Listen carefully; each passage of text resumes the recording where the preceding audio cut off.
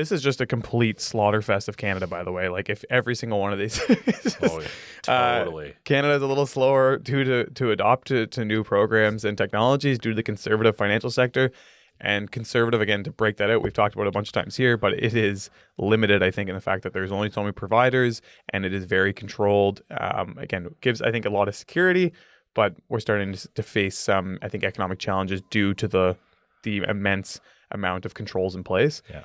In the US, we expect it to be picked up a lot quicker by the fintechs, simply because there's a lot more freedom. There's a ton more options. There's a lot of private businesses that are in the financial sector that have the option to include this in their business. Yeah.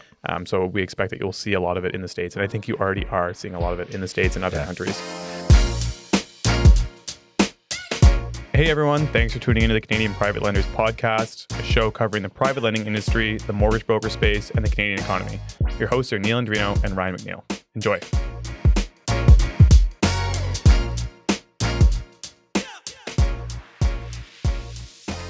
All right, everybody, welcome back. It's episode 68 of the Canadian Private Lenders Podcast with your hosts, Ryan and Neal. Neal, how you making out today, buddy?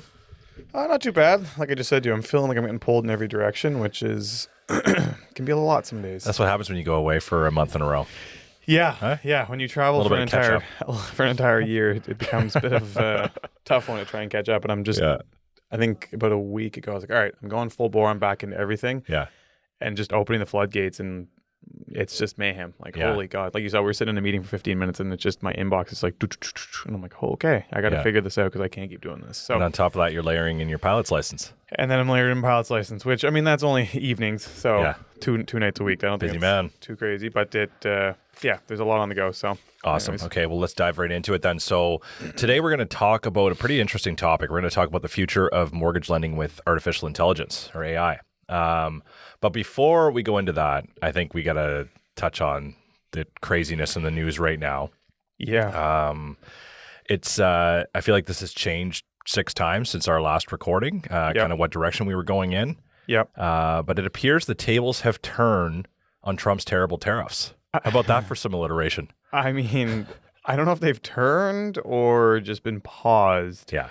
And I don't, like, I'm conspiracy guy and skeptical about everything. Yeah. I don't believe anything that's going on. Like, it's weird. Like, you follow it all through Twitter now, and Trump's saying all these things, and then he wasn't going to do it. And then I feel like we were talking about how it seemed kind of surprising that Trump's character for their party, like, it's not a good thing for them to back out on what they were going to do. Yeah. So then they came back, and then they're pushing on the border security, which is the border thing a bigger problem than I'm thinking it is in Canada? I mean, we've gone through the numbers before. It doesn't appear to be, right? It's just, it appears to be a negotiating tactic. But what's his intention, though, with the obsession with border? This Mexico one, I feel like I get more, but maybe that's just because that's the way that it's portrayed in the news. Like, are a ton of people coming to Canada and then running across the border? He just wants to show the win, like, just like strong arm, his neighbors, I guess. But obviously, so we're recording this on February 5th. So this is the day after the tariffs were supposed to come in, but they've now been paused for 30 days at least. Yeah. Which will open up another period of negotiations for who knows what. But Canada's basically agreed to beef up border security and hire a fentanyl czar. It was one of the outcomes that Trudeau had pledged. So I read somewhere too, I don't know if this is factual or not, I read that like a lot of this stuff had already been agreed to with the Biden administration. Yeah. And it was just kind of like formalizing it, other than the czar that was added to tackle fentanyl issues. But I don't know. This is crazy. I don't know what to expect. It's like, and the markets too are kind of all over the place, right? So do you think there's already been damage done to the Canadian economy in terms of like business appeal, investment, trade? Like 100%. Yeah. Just as a result of this? 100%. I already know multiple people that have like canceled projects because they're just like, I can't work under this climate where I don't know what it's going to cost, how our economy is going to be doing. I would say, like, personally, I'm not doing anything because I don't know where the hell things are going to go. I don't feel, I'm like, oh, like, there's investments in the stock market. That seems great. I'm like, well, that I feel like could at any moment have some sort of huge impact. Yeah. Housing, same thing. Like, I'm like, I don't know what's about to happen. And I think everyone's on that. Anyone who's in business is on that same page, which I think is slowly rippling now. And it's going to be Yeah. a bigger impact in the next couple I months. was reading, just to that point, I was reading yesterday, there was a company in the prairies that had agreed, I can't remember what the commodity was, but they had an agreement with a company in Wisconsin, I think. And they actually backed out of the agreement and signed with someone else in Brazil because of the uncertainty in the market. And this was even after the tariffs had been delayed. Yeah. Crazy. So I think that part's tough. And then additionally, like, I still don't understand how the Canadian economy is going to do well out of this. The only thing I hope is that it, hopefully, like, I was hoping you were going to say they canceled Wisconsin and they signed with someone in Canada to Well, provide whatever they needed. I don't know. Maybe it was something we can't exporting do here. to another country, I think. Oh, it was exporting a product? Correct. Okay. Yeah. Yeah. Okay. But I hope it changes the culture a little bit within Canada that, like, oh shit, we need to get set up for some things like this, because even our biggest partner and our best neighbor can do that to us. Have to diversify trade partners and strengthen our economic independence, right? Like, it's just it's time.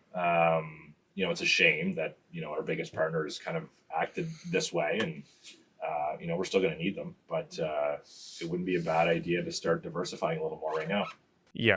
The other thing I will say that, like, I like, and you said it earlier, was that a lot of it had been agreed to with the Biden administration, but the pace at which things happen, I think, can be a little bit slow.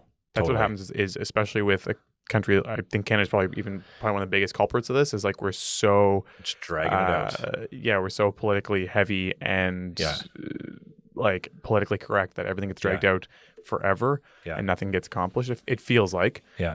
So I feel like sometimes having the pressure on it can help. Absolutely. So, anyways, So just quickly to kind of wrap this discussion here, where do you think things are going for rates? I saw National Bank come out and say the Bank of Canada should make an emergency rate cut. This was before the tariffs were paused. I don't think that's going to happen, but economists are pricing in a 72% chance for another 25 basis point cut I feel like in March. every single person says there's going to be more rate cuts to come, Right. regardless of tariffs. I think that's probably true. I just get to this point of like I guess it's just a bad sign. If rates have to go all the way back down, then they were talking about if the tariffs did come in, they're just going to put in fund a bunch of money to the businesses to try and make up for it. Right. Like, it's the exact same storm that caused all the inflation, that caused all the issues that we felt like we had, that we're still reeling from. Yeah. Is it just going to be compounding on top of that? And like, I was chatting with a few other people that are heavily invested in the market, and they're like, I think we're going to have another huge inflationary cycle. Yeah. So just on that note, you think consumer confidence is going to decline and make for a potentially weaker spring market than expected?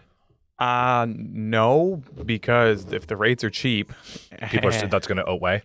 I think that's all people look at, is they're just like, well, Okay. if rates are going down, that means house prices are going up.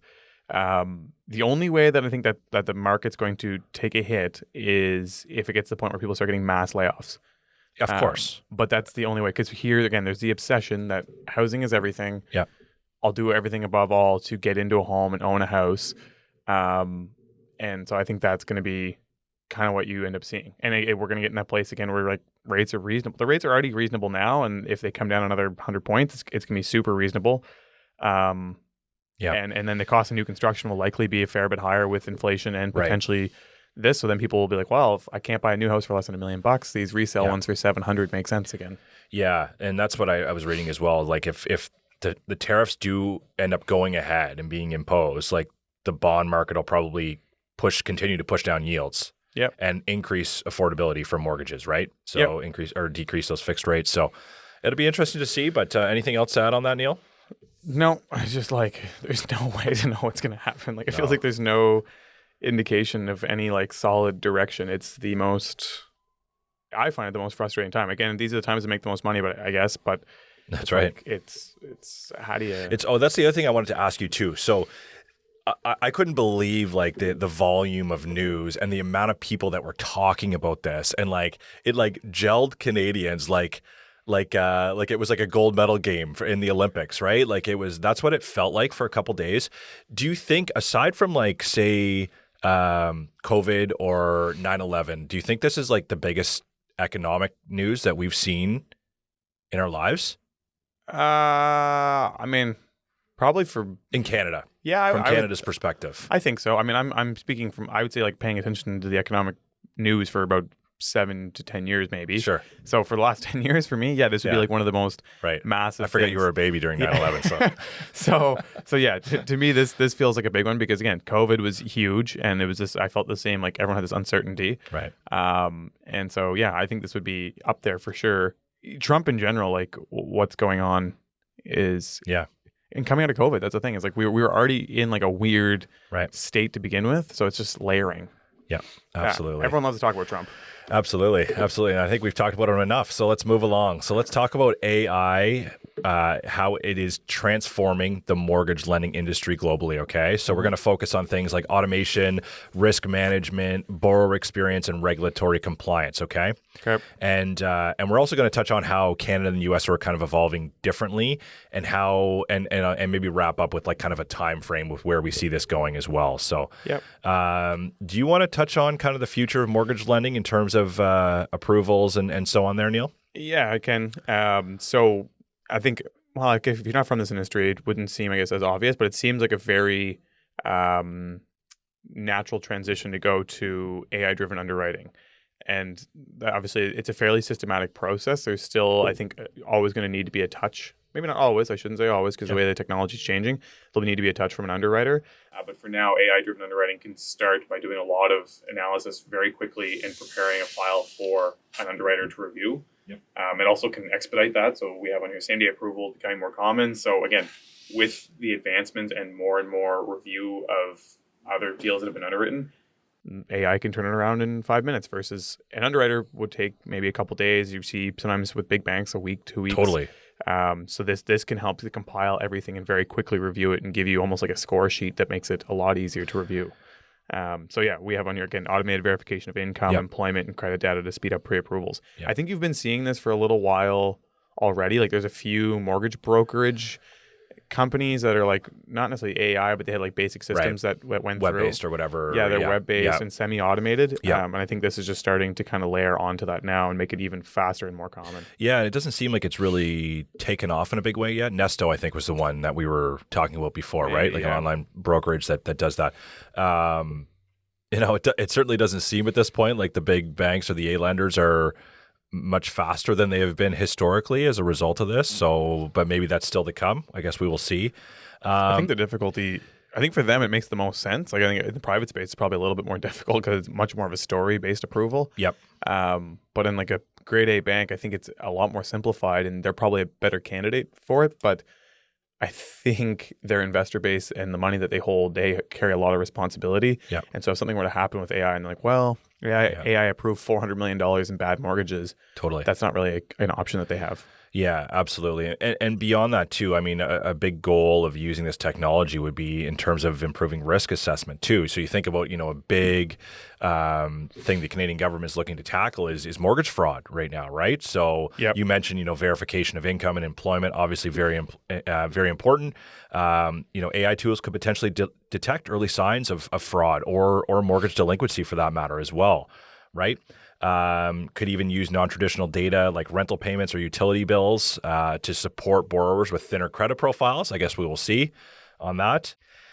And really just, potentially reduce defaults by identifying these risk factors before they start to escalate. Listening to that makes me think, again, there'll be more space for private. I think it'll continue to separate the environments of who goes where for borrowing. Yeah, that's what I'm thinking, kind of reading through some of these notes too. It's like, if all of these things were to come into play, that could mean great things for the A side or traditional side of the business and really speed things up and make life easier. But I don't think it's going to just roll out that way either. I think we're in a period of such uncertainty right now that, everything you read and see in the news, alternative lending is likely going to continue to increase in importance and market share in the coming years here. 100%. Yeah. The reason I say that too, that it would increase private business, is a lot of commercial money that's lent out. There's a story attached to it, even Totally. and it's not like it's all sizes. And I'm going to reference Trump again because everyone knows his story. Everyone's like, oh, he lied about the values of his buildings or whatever it was, but he may have embellished them a little bit or had an appraisal that reflected a number that's a little bit higher than actual market. Right. But everyone's doing that at every scale. And I know Trump's everyone likes to be like, wow, that was Trump. I'm like, well, if you checked every multi-billion-dollar real estate investor and ask them for the valuations in all their buildings, I bet you some of them might be a little embellished. Absolutely. And again, if you have AI running it, it's just going to immediately be like, no. Nope. Flag. Which I think would cut like half of the marketplace. So anyways, it should be interesting to see what happens. But the next thing we have that it can offer is personalized borrower experiences. This I struggle with so hard. So AI chatbots offering tailored recommendations and real-time support.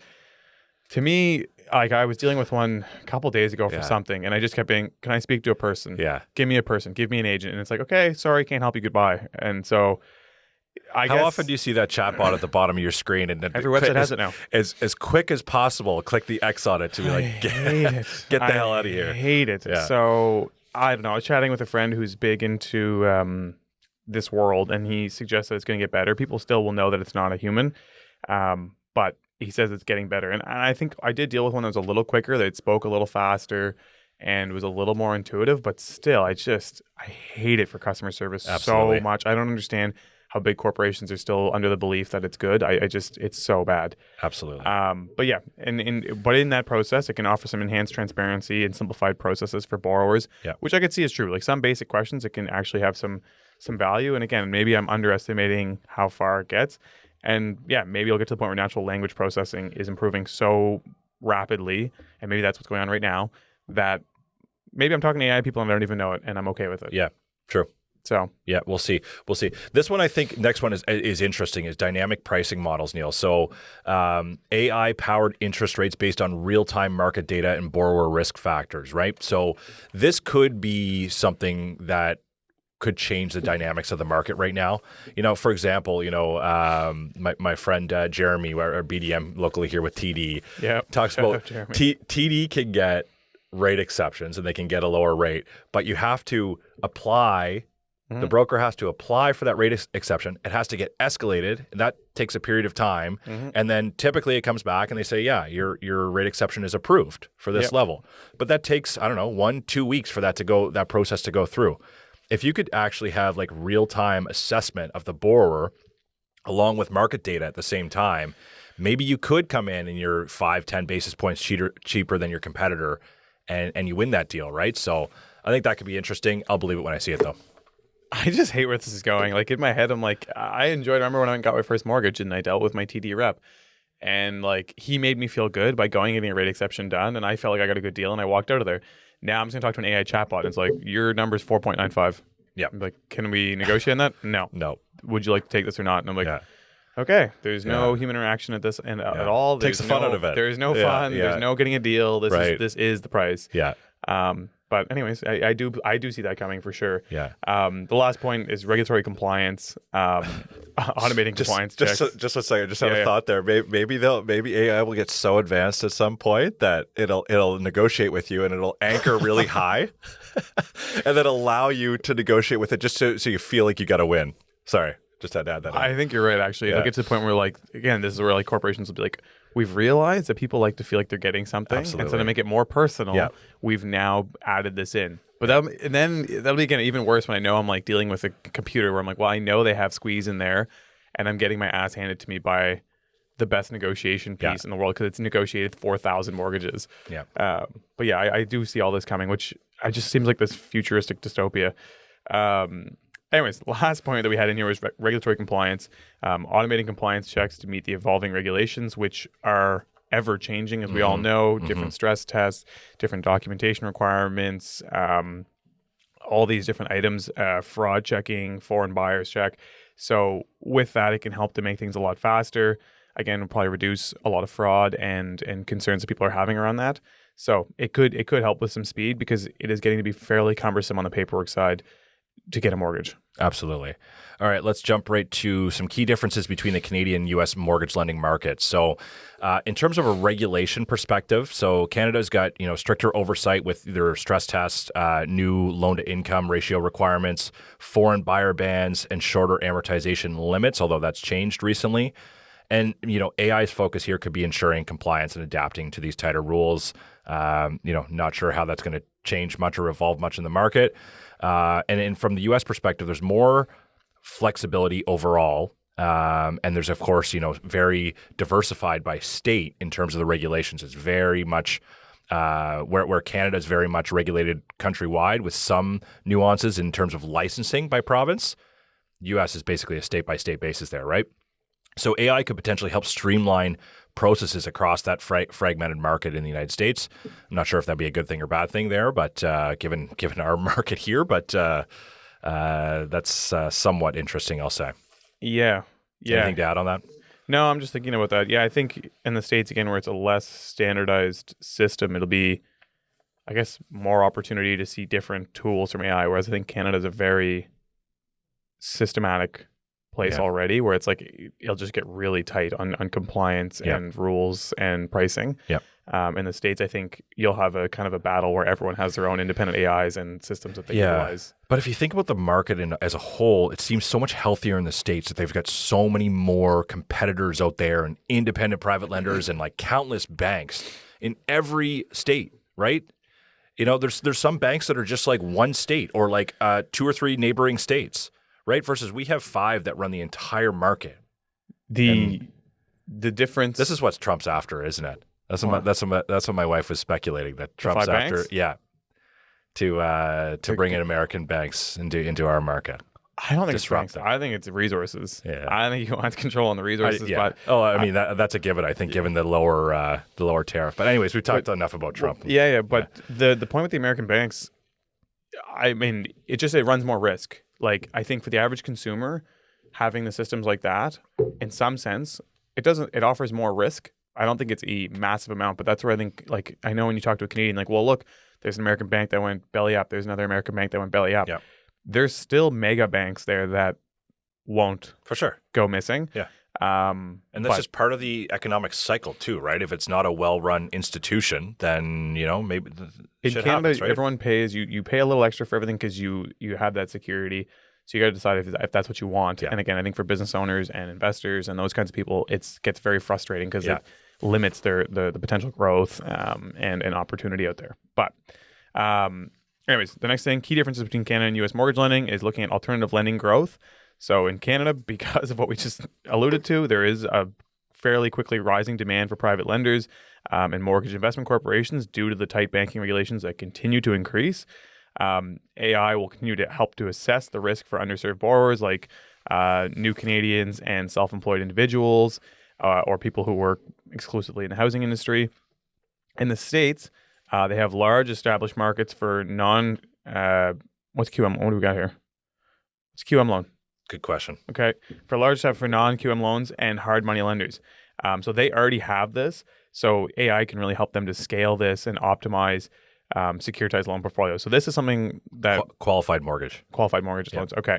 See, they use different terminology than we do. But basically AI is going to be able to help the states with scaling these operations and optimizing this, which makes sense because they already have a lot of it in place. And I think you'll see that roll over into Canada because we're getting to be in a very similar position where our private banking industry is growing quickly. Absolutely. Yeah. Okay. So let's talk housing market dynamics. So in Canada, this would be especially important in terms of addressing affordability in the big cities like the Torontos and the Vancouvers. Potential solutions could be, shared equity mortgages or rent-to-own programs. And in the U.S., of course, there's diverse housing needs across different regions. AI can potentially optimize offerings in rural, suburban, and luxury markets. Yeah, I'd be curious to see what AI thinks of affordability and how that's going to get addressed. Again, I think at the top of the market now that's been actually addressed. I think our volume and accessibility is there, but I think pricing is out of sight, and I just don't see how that's something that we can come to. But anyways, that's 10 years of flat markets, maybe.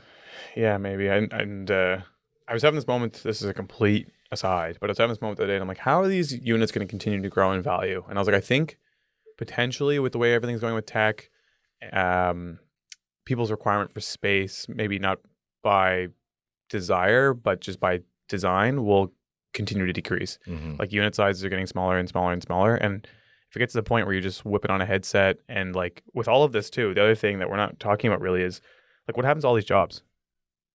Like, I know there's always been the joke. It's like, oh, driverless vehicles are coming. Like, where are all the truck drivers and taxi drivers going to do? But when I think about it, like, even a bank, like if you start laying off half the advisors, or you only have the commercial advisors and maybe one res advisor, and you just don't need all these people. And this is happening in every industry. Yeah. Like, does it get to a point where it's just like a basic income type economy, and pretty much people are living through the headsets? They're all going to go work for Microsoft and Meta at their AI data farms. Yeah, I guess everyone's going to become an AI specialist. But yeah, so I wonder if it just becomes a thing of like continuing to cut units up, make them smaller and smaller and smaller. Maybe. Anyways, totally aside. Moving on. So yeah, credit models. Difference again between Canada and the States. In Canada, we heavily rely on the credit bureau data, your Equifax, TransUnions of the world. AIs could look at incorporating alternative credit, like Ryan alluded to earlier, whether that's paying your rent, bill payments, just anything that shows the ability to maintain a credit score, which again is good for people that are potentially self-employed or new to country.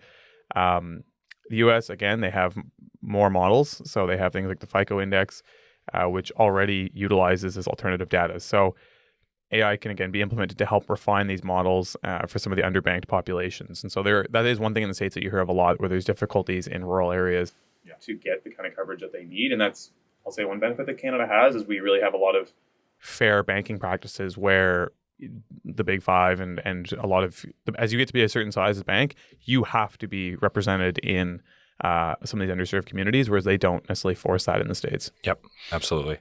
Okay, securitization. So Canada's got a small reliance on securitized products and focused more on risk management in their lender portfolios, whereas the U.S. has an extensive securitization market driven by the big players, the Fannie Mae's, Freddie Mac's, and Ginnie Mae's.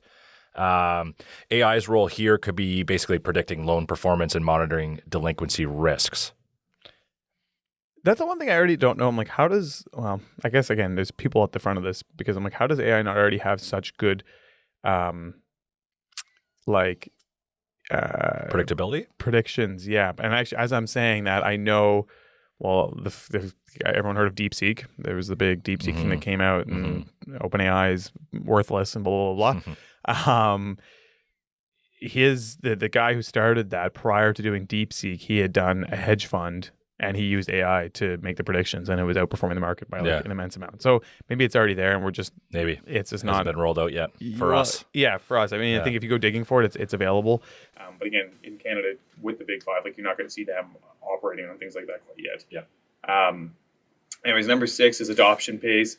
This is just a complete slaughterfest of Canada, by the way. Like, if every single one of these, totally. Canada's a little slower to adopt to new programs and technologies due to the conservative financial sector. And conservative, again, to break that out, we've talked about it a bunch of times here, but it is limited, I think, in the fact that there's only so many providers, and it is very controlled. Again, it gives, I think, a lot of security, but we're starting to face some, I think, economic challenges due to the immense amount of controls in place.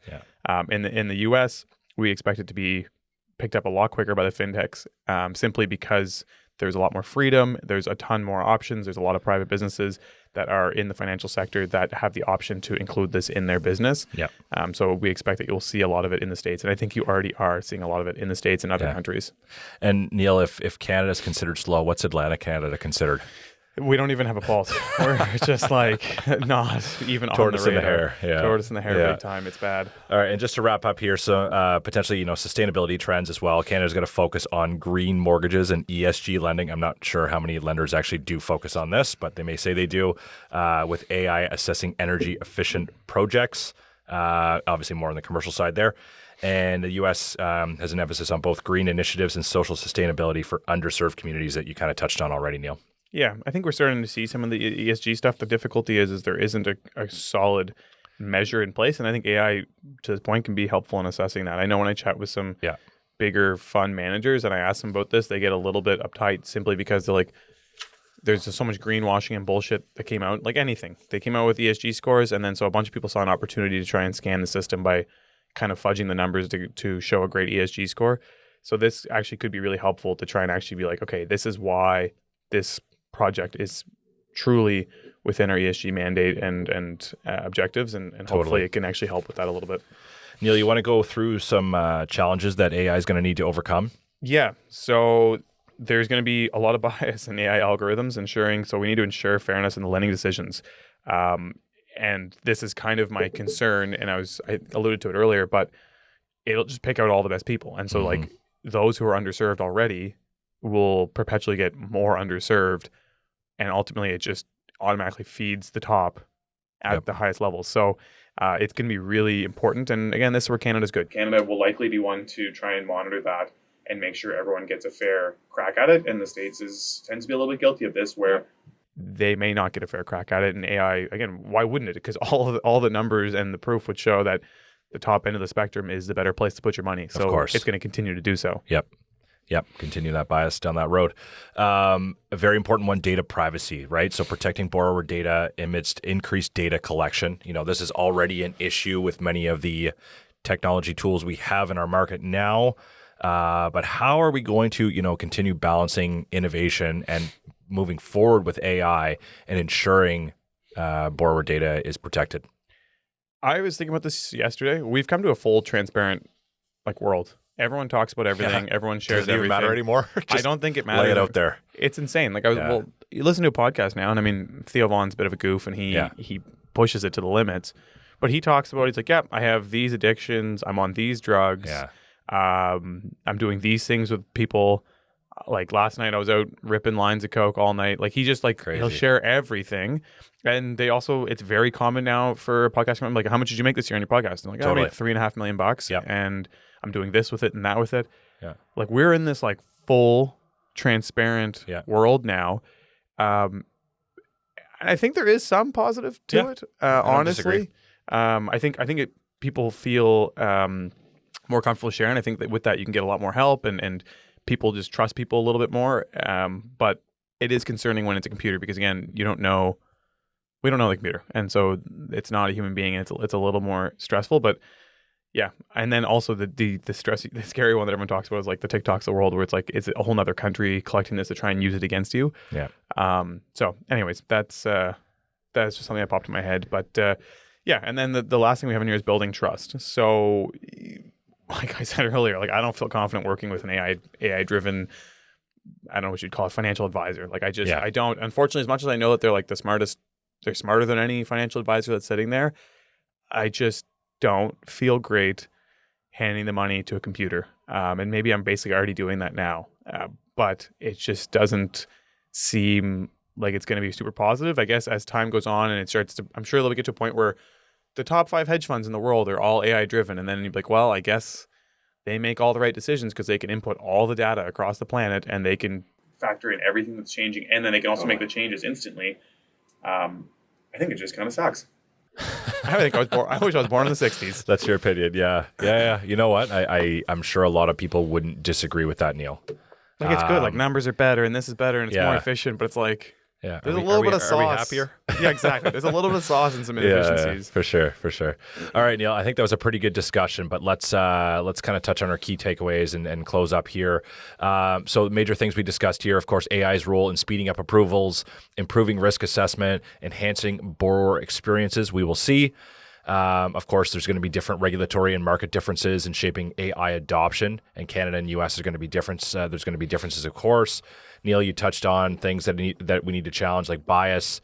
Talked about privacy and borrower data, and of course trust needing to be established.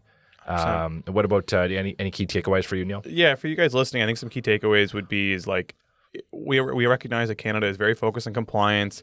They help everybody in the marketplace, and we are a bit more forward on doing, I think, ESG based things. And so, as much as I don't want to say ragged on it, but we kind of joke about Canada being left behind. If you live here, those are things you should be proud of, and this is kind of what you've chosen to be a part of. So if those things do make you feel good and you do believe in those things, then I think Canada does a great job of it. And sometimes we don't get to make as much money maybe as our American counterparts, but that's the marketplace that we've opted to be a part of. Yeah. I think we will get to utilize AI. Free healthcare though. Free healthcare. Yeah, don't even get me started on that. I had a eureka moment. But anyways, yeah, I think you will see AI coming into Canada. Unfortunately, this does make me a little sad. We are always a little bit behind the 8 ball on technology. Simply, I think, for brain drain, and we just don't have the amount of players in the industry. Totally. So maybe that won't be a bad thing in following the U.S.'s lead on this, like we typically do, to see how it rolls out there. But you know what? Maybe we'll be so far behind that it's problematic. So 100%. They tend to have some booms and busts. And Yep. so going on to the States side, keep an eye on the States, watch them leverage and use AI. And maybe there's an opportunity to bring it here. So that's my thing is watch what they're doing, watch what's going on there. If you're looking at the lending space, if you're a broker, you might see something that a broker down there starts doing. You can bring it up here. Totally. It's a less competitive marketplace. It might Absolutely. be easy to roll out. 100%. And just to wrap here, so final thoughts, AI, of course, is a tool, not a replacement for human judgment, okay? So the collaboration between AI and humans human expertise is going to continue to shape the future of mortgage lending, okay? Yep. So, Neal, I don't know if you've got an opinion on this, but speaking of AI, I asked ChatGPT for an opinion on what their timeline would be for rollout for AI tools in mortgage lending, okay? Do you want to hear it? Yeah. So Chat said, within 3 years, most lenders will adopt basic AI tools to improve efficiency and borrower satisfaction. Widespread adoption of advanced practices like dynamic pricing and AI-driven underwriting will likely take 5 to 7 years, and full industry transformation could take 7 to 10 plus years. That Thoughts? sounds super realistic, honestly. I expect it to be like, I'll see it in 3 weeks. Yeah. I think that makes a ton of sense. And it doesn't seem extremely fast, but you're going to blink and it's going to be in place. Totally agree. And we've been talking about this for probably like at least 3 to 5 years, I'd say now, about this adoption coming. And we're seeing changes in the past year for sure. With OpenAI and chat and all those things, major advancements, and that's likely going to accelerate up the advancement curve. So I don't disagree with ChatGPT's timelines either.